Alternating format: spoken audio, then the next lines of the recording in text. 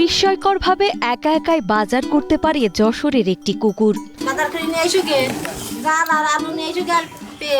মালিক ফর্দ করে দিলে অনায়াসে বাজারে গিয়ে একা একাই সব বাজার নিয়ে আবার বাসায় চলে আসে এই বিস্ময়কর কুকুরটি।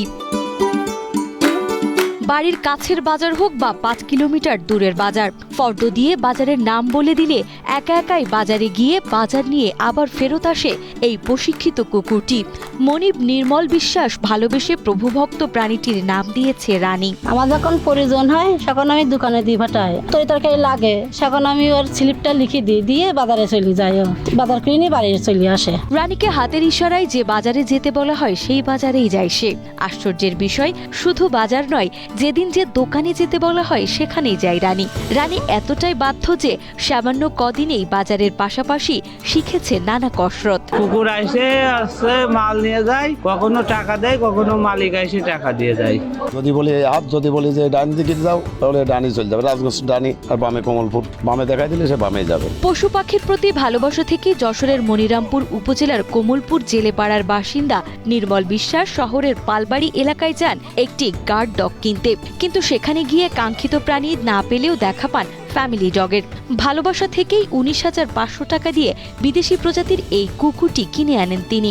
আদর যত্নে বড় করতে করতে তিনি তার নাম দেন রানী। সেই থেকেই পরিবারের অন্যান্য সদস্যদের মতোই লালিত পালিত হতে থাকে রানী। এরা কিনেছে যশোর পালবাড়ি থেকে, গিয়েছিলাম গার্ড ডগ কিনতে, এখন দেখি যে ফ্যামিলি ডগ। এসব করলাম যে খালি যখন আইসি, তা বাড়ি বাচ্চা রয়েছে, বাচ্চার জন্য একটা ফ্যামিলি ডগ কিনে নিয়ে যাই।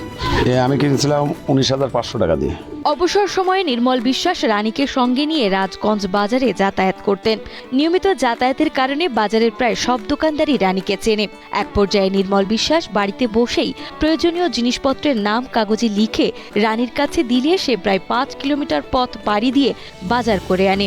মালিক বাড়িতে না থাকলেও ছোটখাটো প্রয়োজন হলে তার স্ত্রী সুচিত্রা রানী একইভাবে রানীকে বাজারে পাঠান। এই কুকুরের সাথে আমি খেলা করি, ঘুমাই, আমি যখন স্কুলে যাই যখন আমার পাঁচ স্কুলে যাই। এরে মনে করেন মূলত ইংলিশটি সবকিছু শিখেছি, কাম, গো, সিট। খাবারের দিক থেকেও রানীর যত্নে কোনো কমতি নেই। প্রতিদিন তাকে নিয়মিত মাংস খাওয়ানো হয়। ভালো খাবার, পরিচর্যা ও চিকিৎসা মিলিয়ে রানীর পেছনে দৈনিক প্রায় ৪০০ থেকে ৫০০ টাকা খরচ হয় বলে জানান নির্মল বিশ্বাস। তার ভাষ্য, নিয়মিত যত্ন ও প্রশিক্ষণের কারণেই রানী এতটা বুদ্ধিমান ও বিশ্বস্ত হয়ে উঠেছে।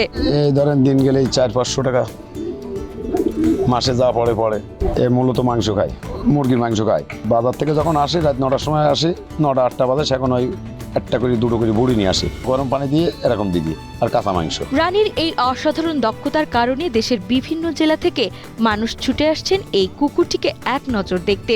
পাশাপাশি নিয়মিত আসছেন ইউটিউবার ও সামাজিক যোগাযোগ মাধ্যমের কন্টেন্ট নির্মাতারা। তবে এত জনপ্রিয়তা ও আকর্ষণীয় প্রস্তাব সত্ত্বেও নির্মল বিশ্বাস জানান, রানীর দাম যদি ১০ লাখ টাকাও হাঁকা হয়, তবুও তিনি তার প্রিয় কুকুরটিকে কখনোই বিক্রি করবেন না। বিক্রয় করা প্রশ্নই আসে না।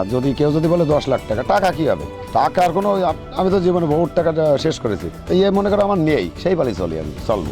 আমার আব্বা যদি এখন বিক্রি করতে চাই, তা আমি যত কান্দি কাটি হোক আমি এটা বেচতে দেবো না, কারণ এটা আমার বন্ধু।